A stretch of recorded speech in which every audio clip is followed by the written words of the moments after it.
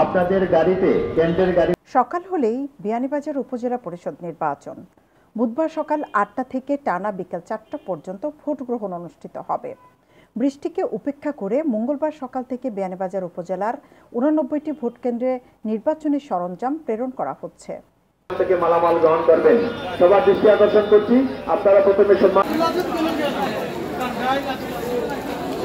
Vote কেন্দ্রের নির্বাচনী সরঞ্জাম পাঠানো কার্যক্রমের আনুষ্ঠানিক উদ্বোধন শেষে নির্বাচনী সরঞ্জাম গ্রহণ করেন প্রত্যেক কেন্দ্রের প্রিজাইডিং কর্মকর্তা।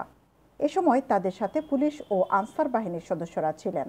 আপনাদের গাড়িতে কেন্দ্রের গাড়িতে ট্যাগ লাগানো আছে।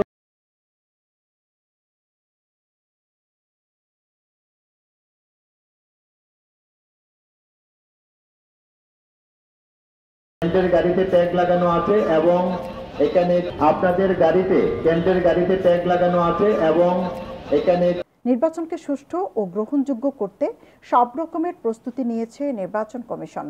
পুলিশ আনসার সদস্যরা ছাড়াও আইন শৃঙ্খলা বাহিনীর সদস্যরা থাকবেন। একই সাথে নির্বাচনের দিন ভোট কেন্দ্র ভিত্তিক স্ট্রাইকিং ফোর্স ও মোবাইল টিম কাজ করবে। ভোট কেন্দ্র এবং আশপাশের কোনো নিরাপত্তার শঙ্কা নেই বলে জানিয়ে উপজেলা প্রশাসন জানায়, নির্বাচনের সব রকমের প্রস্তুতি রয়েছে, কোনো ধরনের শঙ্কার আশঙ্কা নেই। আগামীকাল অনুষ্ঠিতব্য বিয়ানীবাজার উপজেলা পরিষদ নির্বাচনে প্রতিদ্বন্দ্বী ৯ চেয়ারম্যান প্রার্থীর সাথে ভাইস চেয়ারম্যান ও মহিলা ভাইস চেয়ারম্যান পদে আরও ১২ জন প্রতিদ্বন্দ্বিতা করছেন। সৈয়দা আঁখি হক, এবিটিভি। প্রাণী সম্পদ কর্মকর্তার কাছ থেকে নির্বাচন